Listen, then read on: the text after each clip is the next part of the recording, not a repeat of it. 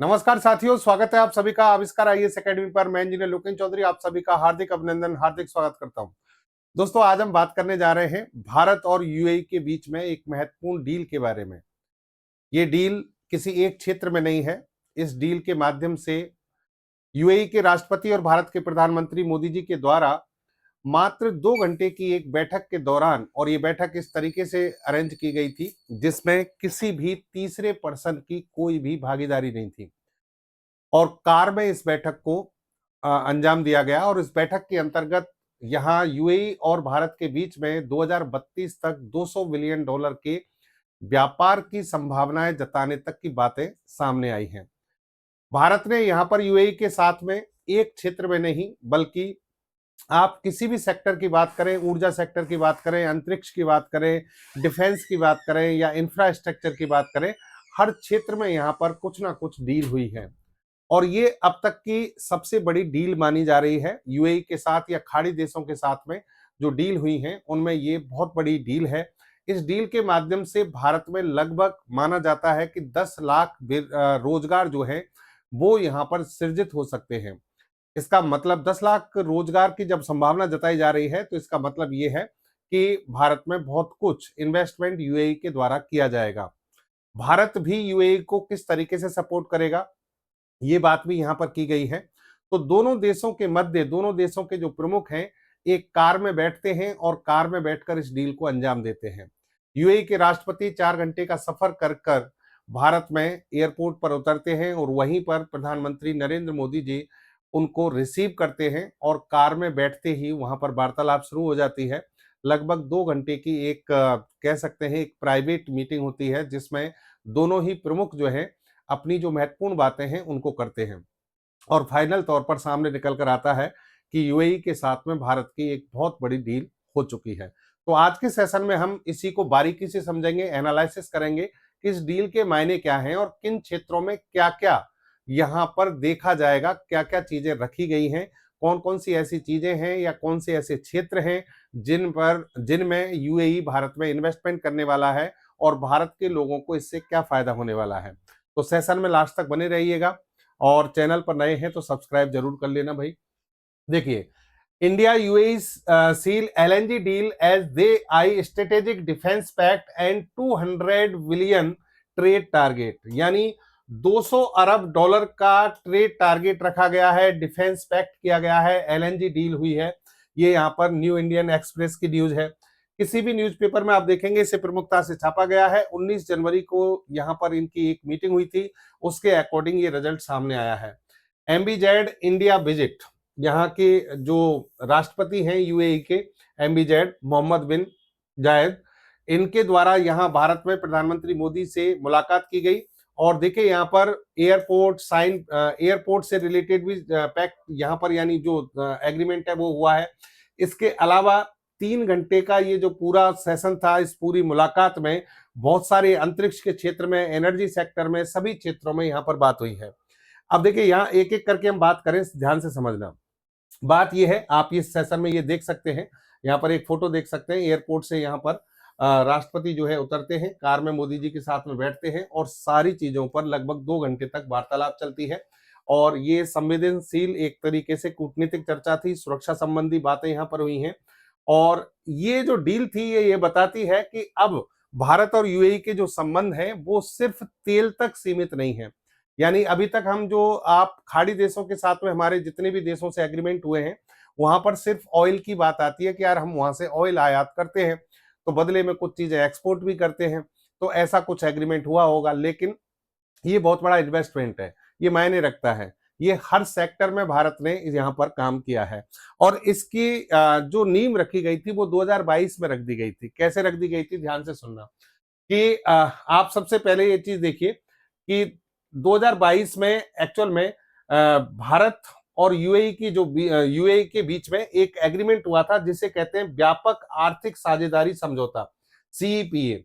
CEPA जो है, इसके तहत यहां पर यह बात कही गई थी कि हम अब द्विपक्षीय जो व्यापार है उसको बढ़ाएंगे, हर सेक्टर में बढ़ाएंगे, केवल ऑयल सेक्टर में या एनर्जी सेक्टर में ही नहीं, बाकी के जितने भी सेक्टर्स हैं उनमें भी दोनों देश पार्टनरशिप के तहत कार्य करेंगे। और इसी का परिणाम है कि 2024-25 में इन दोनों देशों के बीच में, यानी भारत और यूएई के बीच में लगभग $100 अरब का व्यापार हुआ है। 2032 तक टारगेट रखा गया है कि इसे अब $200 अरब पर पहुंचाया जाएगा। $200 अरब का मतलब ये हो गया कि आप लगभग बहुत उन चुनिंदा देशों के साथ में भारत $200 अरब का व्यापार करता है, जिनमें एक यूएई आता है। देखिए, जनरली फ्री ट्रेड एग्रीमेंट होते हैं। फ्री ट्रेड एग्रीमेंट का मतलब ये हो गया कि भाई आप जो गुड्स यानी जो वस्तुएं हैं उनको जब आयात निर्यात करते हैं तो उन पर शुल्क नहीं देना पड़ता है दोनों देशों के बीच में, जब फ्री ट्रेड एग्रीमेंट होता है, एफटीए होता है। लेकिन अगर आप सीईपीए की बात करें तो ये फ्री ट्रेड एग्रीमेंट से काफी बड़ा है, काफी ज्यादा है। क्यों ज्यादा है? क्योंकि यहां पर केवल गुड्स की बात नहीं हो रही, वस्तुएं जो है वो एक पार्ट है, लॉजिस्टिक जितने भी सामान है वो एक पार्ट है। इसके अलावा सर्विस सेक्टर, आपकी आईपीआर, इंटेलेक्चुअल प्रॉपर्टी राइट्स, बौद्धिक संपदा अधिकार, और अलग अलग क्षेत्रों में निवेश और डिजिटल ट्रेड यानी टेक्नोलॉजी के क्षेत्र में भी बहुत कुछ यहाँ पर इन्वेस्टमेंट किया गया है। ये व्यापक इसलिए है क्योंकि यहाँ पर हर एक फील्ड को कवर किया जा रहा है जिन सेक्टर्स में यूएई के द्वारा भारत में इन्वेस्टमेंट किया जाएगा। तो कहने का मतलब एफटीए जिन कंट्रीज के साथ में हमने किया है उससे भी ये ज्यादा एक महत्वपूर्ण बात है कि हमने यूएई के साथ में इतना बड़ा समझौता किया है। इस समझौते में आप डिफेंस फ्रेमवर्क की बात कर सकते हैं, अंतरिक्ष के क्षेत्र में निवेश की बात हुई है, और एलएनजी बहुत बड़ी डील हुई है एलएनजी को लेकर, और फिर आपका ट्रेड जो गोल है वो निर्धारित किया गया है। अब उन चीजों को आप समझिए कि कौन कौन सी ऐसी चीजें हैं, कौन से ऐसे सेक्टर्स हैं जहां पर भारत ने एग्रीमेंट किया है। सीएपी, उन पर हम एक एक करके आएंगे। सीईपीए के बारे में बात मैं आपको बता दूं कि भारत से यूएई जाने वाला जो प्रोडक्ट है उन पर 90% लगभग प्रोडक्ट ऐसे हैं जिन पर या तो वहां पर जो शुल्क है, आयात शुल्क, सीमा शुल्क जिसे कहते हैं, वो या तो जीरो कर दिया गया है या फिर बहुत कम कर दिया गया है। जैसे कि रत्न आभूषण भेजे जाते हैं, कपड़ा भेजा जाता है, कृषि उत्पाद, इंजीनियरिंग का सामान। ये भारत के आभूषण उद्योग के लिए यूएई एक बहुत बड़ा हब बन गया है। क्यों बन गया है? क्योंकि वहां पर सीमा शुल्क जो है वो ऑलमोस्ट नेग्लिजिबल है, नगण्य है या बहुत कम है। दूसरी बात देखिए, यहाँ प्रोफेशनल्स जितने भी हैं, जैसे कि आप डिग्री ले रहे हैं वहां की किसी संस्थान में, या फिर वहां का कोई व्यक्ति हमारे यहाँ पर डिग्री ले रहा है, तो दोनों देश एक दूसरे के लिए यहाँ समर्पित हैं, और जो प्रोफेशनल्स की जो डिग्री होती है उनको यहाँ मान्यता दी जाती है। इसके अलावा यहाँ पर उत्पत्ति का एक नियम, ये आप देखेंगे रूल्स ऑफ ओरिजिन।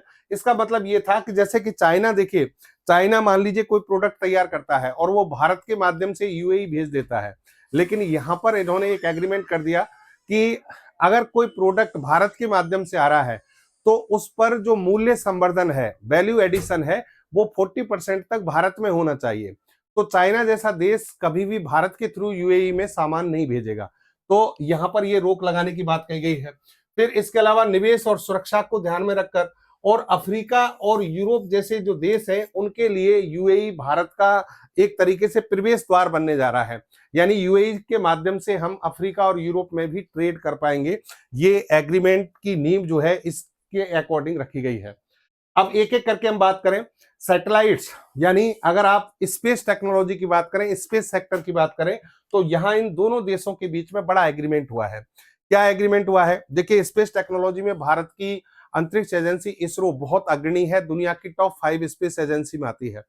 यूएई जो है वो भी स्पेस के क्षेत्र में आप कह सकते हैं कि बहुत ज्यादा कामयाबी यूएई के पास नहीं है, लेकिन यूएई के पास पैसा है और वो स्पेस के सेक्टर में पैसा लगाना चाहता है। तो भारत के साथ कोलैबोरेशन करके वो पैसा यहां इन्वेस्ट किया जाएगा।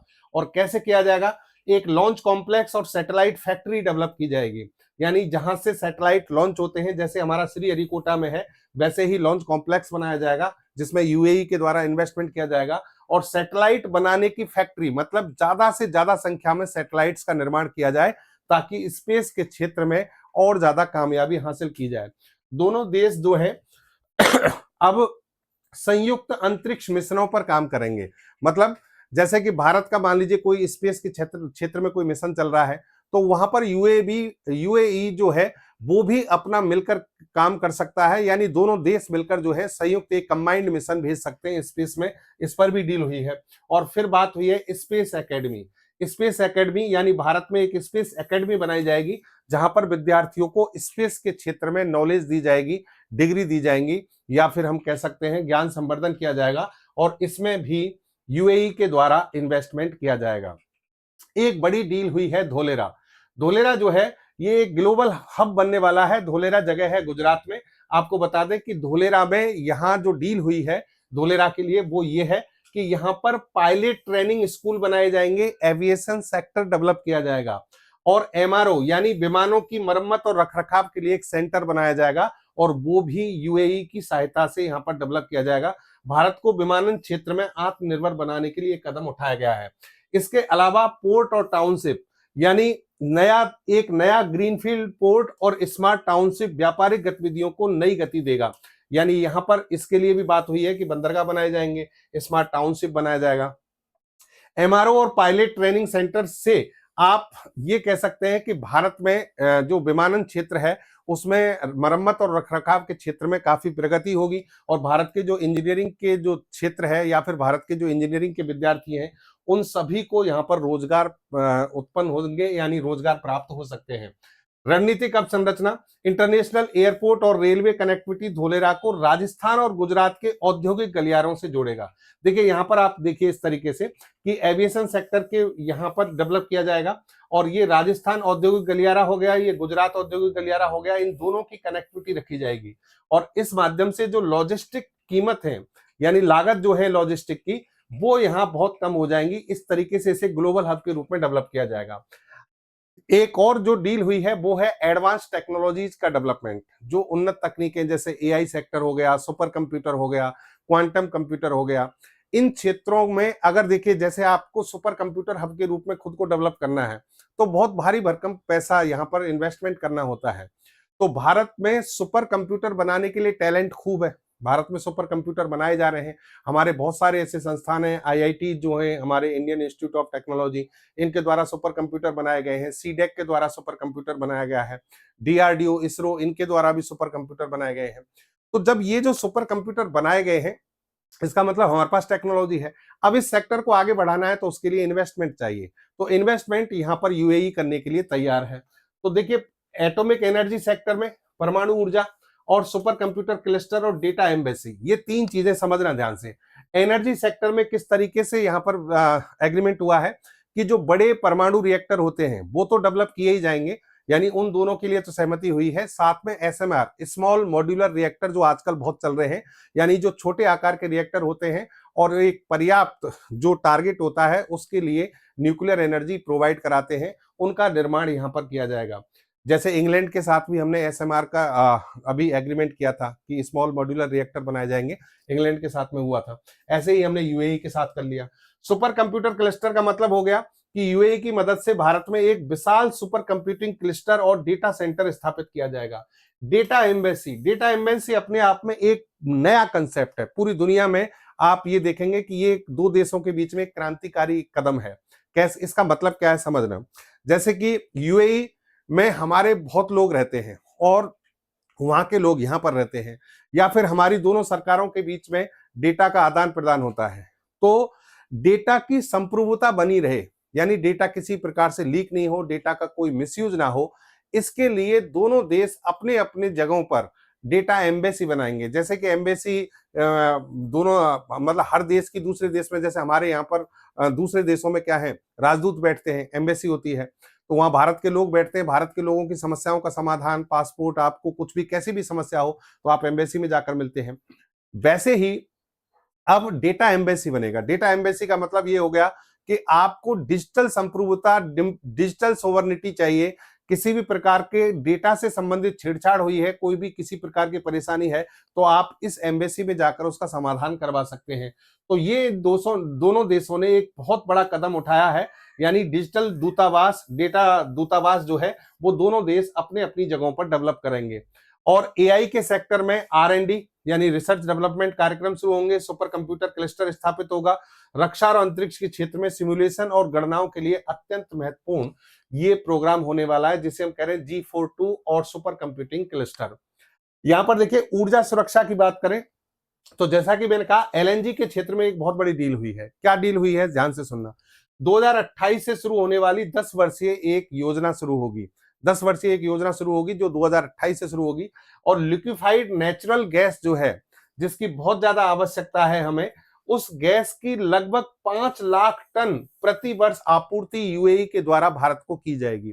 5 लाख टन प्रति वर्ष की ये क्या है, सप्लाई है।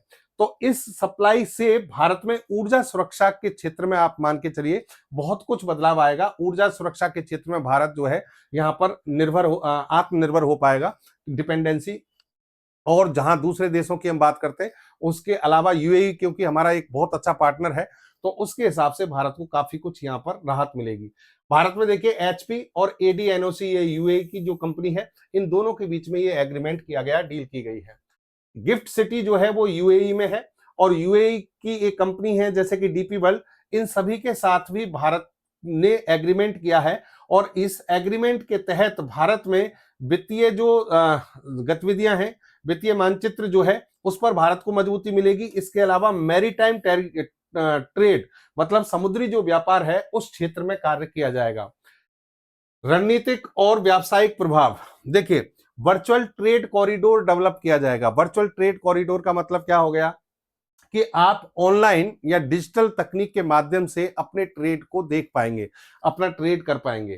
तो भारत में जो मीडियम स्केल के जो उद्योग हैं, उन सभी को यहाँ बहुत ज्यादा सुविधा इसलिए मिलने वाली है कि आपका जो ट्रेड है, उस ट्रेड की देखरेख जो है, उसका लेन देन जो है, वो आप डिजिटल माध्यम से कर पाएंगे। इसमें जैसे कि मैं अभी आपको बताऊंगा कि फिनटेक का मतलब ये हो गया कि दोनों देश जो हैं, उन दोनों देशों ने अपने यहाँ का जो नेशनल पेमेंट सिस्टम है, जैसे कि भारत में चलता है यूपीआई, वैसे ही यूएई में चलता है एएनआई, इन दोनों का इंटीग्रेशन कर दिया है।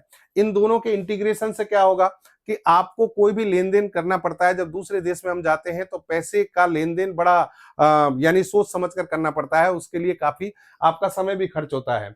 लेकिन अब यहाँ पर ये कुशल और त्वरित रूप से आप पेमेंट की सुविधाएं आपको मिल जाएंगी, क्योंकि आपका जो यूपीआई है वो यूएई में काम करेगा। और यूएई का जो ये सिस्टम है, जिसको आप एएनआई कह रहे हैं, जेएनआई कह रहे हैं, ये अब भारत में काम करेगा।